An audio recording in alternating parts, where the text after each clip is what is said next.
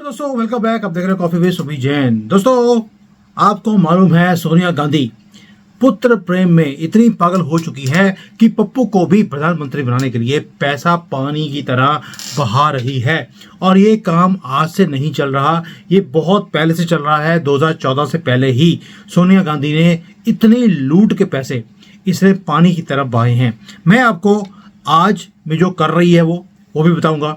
2014 में क्या कुछ किया था, कितने में ठेका दिया था, कैसे इन्होंने पप्पू को अपग्रेड करने की कोशिश करी सोशल मीडिया पे, क्योंकि जो मांदरू जो दिमाग से ढीला हो उसे आप अपग्रेड नहीं कर सकते। हाँ, सोने का चम्मच, सोने का बर्क लगाकर उसे सोने का दिखा जरूर सकते हैं। वही काम सोनिया गांधी ने राहुल गांधी के साथ किया। अब आप सोच के देखिए कि एक डील हुई थी किसके साथ, 2014 में, अगस्त 2014 में कांग्रेस ने प्रशांत किशोर, वही जो कि पहले बीजेपी के साथ थे, उनका सोशल मीडिया क्रिएट किया था। प्रशांत किशोर को ठेका दिया गया कि तुम राहुल गांधी को राजनीति में चमका दो सोने की तरह।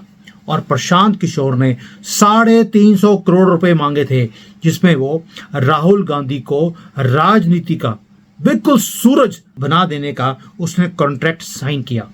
और अगस्त के एंड में जैसे ही इसे पैसे मिल गए, प्रशांत किशोर ने सोशल मीडिया की एक बहुत बड़ी टीम निकाली, टीम लगाई, स्ट्रेटजी बनाई और विज्ञापन निकाला कि जो सोशल मीडिया पर लिखने के एक्सपर्ट हैं वो उनके साथ जुड़े।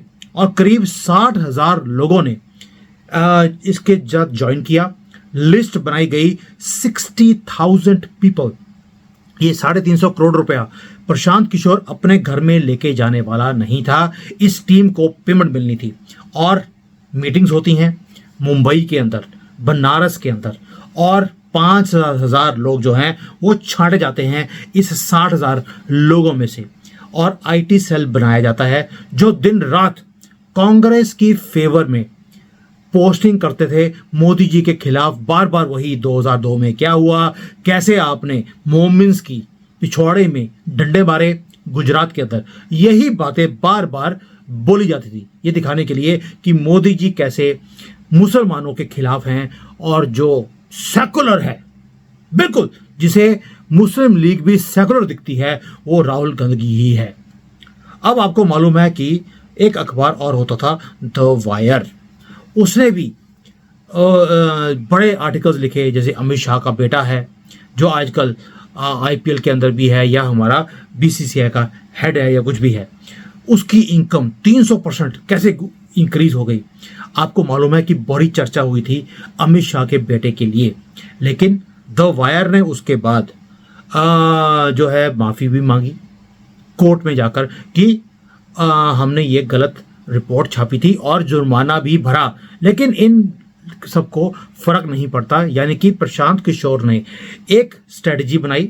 उसके बाद द वायर ने बोला आपको जो स्ट्रेटजी चाहिए उसको एम्पलीफाई करने के लिए हम झूठे मूठे आर्टिकल्स भी बना सकते हैं। और उन आर्टिकल्स को लेकर प्रशांत किशोर की जो टीम है उसे स्पिन करती थी सोशल मीडिया के अंदर। यानी कि पूरा नेक्सस को बनाया गया। अब आप देखिए, अभी रिसेंटली कैम्ब्रिज एनालिटिका का आपने नाम सुना होगा। ये भी एक पीआर की कंपनी है। उसको इन्होंने कॉन्ट्रैक्ट दिया है 1,000 करोड़ रुपए में। किसने? सोनिया गांधी ने, कि आप कांग्रेस की सरकार बनवा दीजिए सेंटर में, हम उसके बाद और आपको माला माल कर देंगे। अब ये कैम्ब्रिज एनालिटिका कौन है? ये अमेरिका की एक बहुत बड़ी पीआर की टीम है।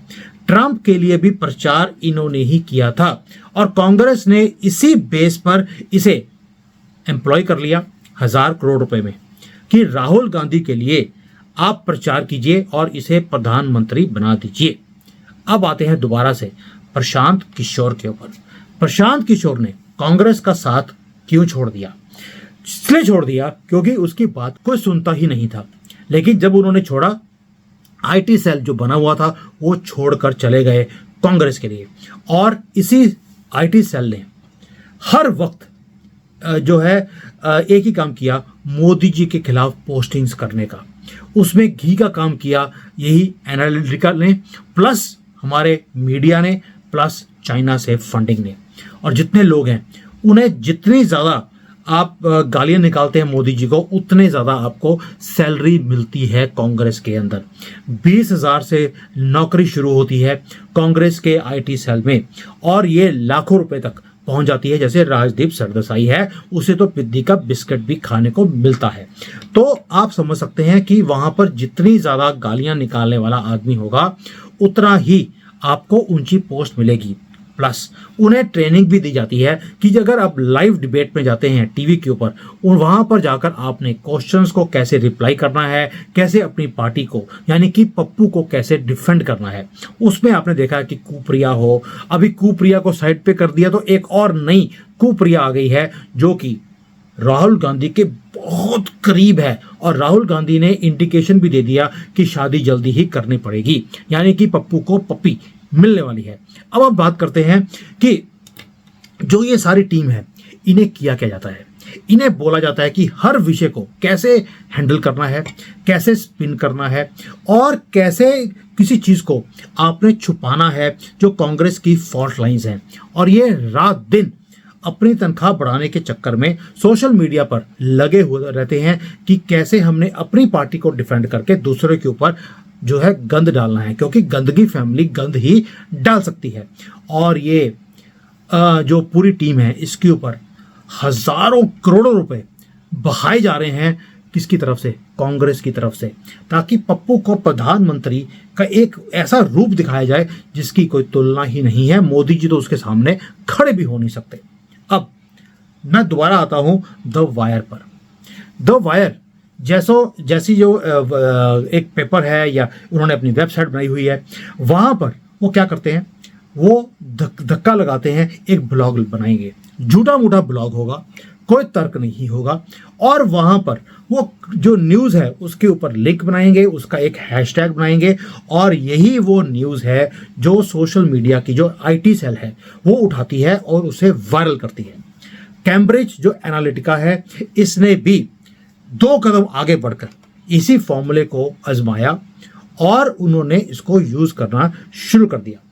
अब आपको मालूम है कि जो ये कैम्ब्रिज है ये गोरों की कंपनी है। गोरों की कंपनी ने हमेशा ही डिवाइड एंड रूल का काम शुरू किया है। इन्होंने आकर राहुल गांधी को एक फॉर्मूला दे दिया जाति का कि भाई आप भारत को जातियों में बांट दो, यानी कि हिंदुओं को जातियों में बांट दो, हिंदू मुसलमानों में बांट दो, क्रिश्चियन मुसलमान हिंदू में बांट दो, ताकि जो ये हिंदुत्व का इतना भूत चढ़ गया है भारत में, इसकी एकता को ही आप तोड़ दो और ना रहेगा बांस ना बजेगी बांसुरी वाला हाल हो जाएगा मोदी जी के लोगों का। यानी कि मोदी जी को फेवर करने वाले लोग हिंदू हैं, हिंदुओं को बांट कर काट दो और इसको प्रधानमंत्री बनाने के लिए मोदी जी को नहीं, राहुल गांधी को रास्ता बिल्कुल साफ हो जाएगा। इसलिए राहुल गांधी ने तीसरी बार अपनी कैबिनेट ऑलरेडी बनानी शुरू कर दी कि इस बार तो मोदी जी गए हो, क्योंकि मेरे पीछे एक एनालिटिका वाली कंपनी है जिन्होंने बहुत बढ़िया फॉर्मूला दे दिया है मुझे।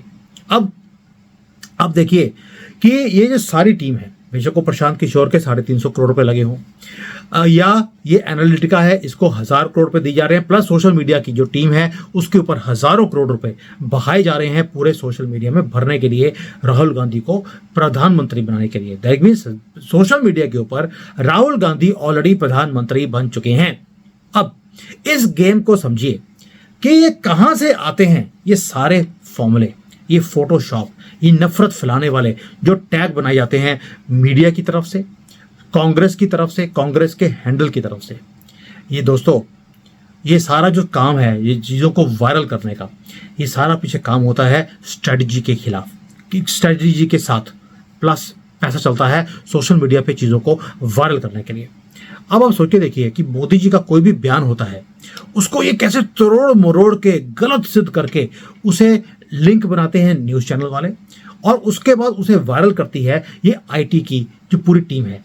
लेकिन आप ये देखिए ये लोग मोदी जी का विरोध करते करते देश के भी विरोधी हो गए हैं, सनातन के विरोधी हो गए हैं, गालियां निकालते हैं हिंदुओं को, हमारे देवी देवताओं को। यानी कि मोदी जी को गालियां निकालने वाला काम शुरू हुआ था और वो गालियां निकालते निकालते इनकी सैलरी बढ़नी शुरू हो गई। उसके बाद ये देश के भी गालियां निकालने शुरू हो गए, इनको पता ही नहीं लगा। और जितनी ज़्यादा ये गालियां निकालते हैं उतने ज़्यादा पैसे इन लोगों को मिलते हैं।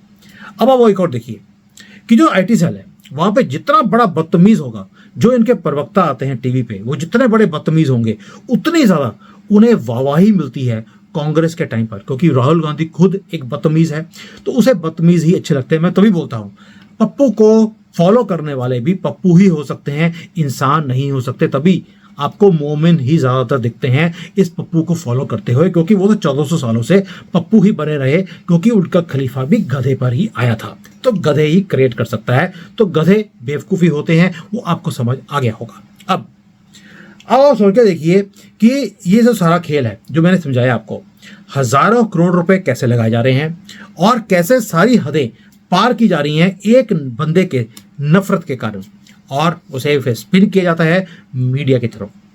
पैसा कितना बड़ा है इसके पीछे आप अंदाजा लगा नहीं सकते। हम ये वीडियोस बनाते हैं, हमारे पीछे कोई सपोर्ट नहीं है, ना RSS है, ना BJP है, ना हम किसी से पैसे मांगते हैं, कुछ भी नहीं है, अपने बलबूते पे काम कर रहे हैं।